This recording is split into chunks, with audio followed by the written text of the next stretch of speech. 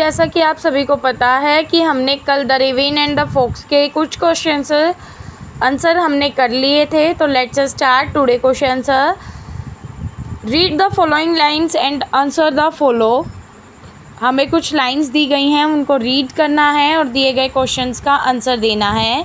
Sir raven, you are a handsome bird, such feather if you would would only sing. The birds of these woods would call you like king. Such feather refers to, जो उसके feather है, जो उसके पंख हैं, वो किस चीज़ को रेफ़र कर रहे हैं? तो वो रेफ़र कर रहे हैं शाइनी एंड ब्यूटीफुल। क्या है? शाइनी यानी सुंदर है, ठीक है। What would the bird would call the रेवेन king? रेवेन को किंग क्यों कहा गया है? किस बात पर? कि वो अगर गाना गाएगा, if you would only sing song that then the birds of woods call the raven and the king. ये इसका आंसर है। नेक्स्ट पर आते हैं। Why does the fox address the raven as sir? Fox ने रेवेन को sir क्यों कहा है? बिकॉज वो उसको हैंडसम बर्ड बताने के लिए उसको क्या कह रही है? सर कह रही है, ठीक है। आगे आते हैं। जो फॉक्स है वो उनको मीठी मीठी बातों में क्या कर रही है? फंसाने की कोशिश कर रही है। अब जब कोई आपको मीठी मीठी बातों में फंसाएगा तो वो आपको क्या बोलेगा? आप बहुत सुंदर हो, आपने जो कपड़े पहने वो बहुत सुंदर हैं, आप लिखते अच्छा हो, आप पढ़ते अच्छा हो। तो वो क्या है कि वो आपको क्या करना चाहता है? अपनी मीठी मीठी बातों में फंसाना चाहता है। सेकंड पर आते हैं। The रेवेन who did not see the joke forgot that his voice was just a croak. He opened his beak in foolishness. Why did the raven open his beak? रेवेन ने अपनी जो चोंच थी वो ओपन क्यों की? बिकॉज ही सिंग द, वो क्या गाना चाहता था? गाना। Because he sing the song, ठीक है। नेक्स्ट पर आते हैं। फॉक्स क्या होती है? क्लेवर। और रेवेन क्या था यहाँ पर? फुलिश। तो यहाँ क्या आ जाएगा? रेवेन is the foolish bird. Why does रेवेन forgot his voice is just a crook?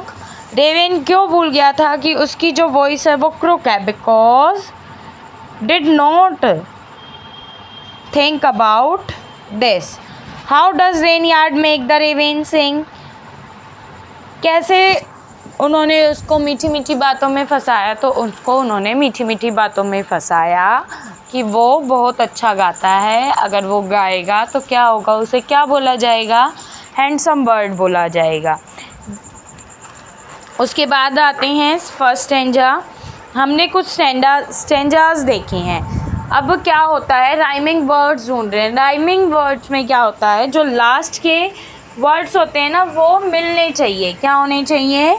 मिलने चाहिए, ठीक है। जैसे लिव, हिम, तो हम देखते हैं कि उसके क्या क्या ऐसे वर्ड्स हैं जो फर्स्ट स्टैंजा में मिलते हैं। जैसे लिव, हिम, बिक, सिक। क्या आएगा यहाँ पर? यहाँ हम लिख सकते हैं बिक और सिक। अभी मैं आपको दिखाती हूँ। फर्स्ट स्टैंजा के वर्ड्स हो सकते हैं बिक एंड सिक।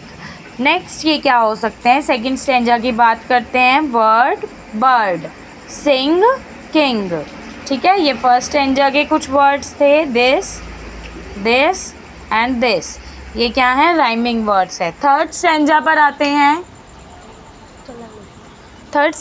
आते हैं जिसमें मैं लिख देती हूँ थर्ड स्टैंजा, जिसमें जॉक, क्रॉक एक वर्ड बनता है, प्राइड और आइड दूसरा वर्ड बनता है। नेक्स्ट पर आते हैं हम फोर्थ स्टैंजा पर। फोर्थ स्टैंजा के लिए हम नया पेन यूज़ करते हैं जिसमें नो, ग्लो, अनवाइज, सरप्राइज, ठीक है। ये आपके क्या हैं? राइमिंग वर्ड्स हैं। कौन से क्वेश्चंस के राइमिंग वर्ड्स हैं मैं आपको एक बार दिखा देती हूँ।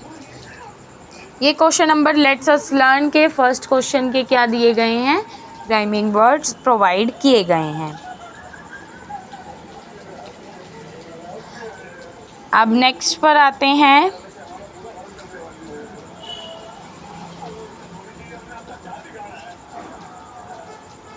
ऐसे क्रोक और डॉग बनाना दिखाया है। उससे नेक्स्ट वाले क्वेश्चन में क्या है, उससे नेक्स्ट वाले क्वेश्चन में बोला गया है हमारा रेस्क्यू क्यों किया जाता है, बिकॉज सेव समवन, किसी को बचाया जा सके। नेक्स्ट में है put it mark into the presence they when need rescued, हमें रेस्क्यू की ज़रूरत क्यों पड़ती है। वेजिटेबल खरीदते वक्त, जब कोई काट ले तब, या फॉरेस्ट में आप पेड़ काट रहे हो तब, या फिर जब आपके ऊपर बिल्डिंग गिर जाए तब। ठीक है। नेक्स्ट पर ये जो बीच बीच में मैं क्वेश्चंस छोड़ रही हूँ, this is not a important questions, ये इम्पोर्टेंट क्वेश्चंस नहीं हैं, ये पेपर में बहुत कम आते हैं। तो नेक्स्ट पर आते हैं।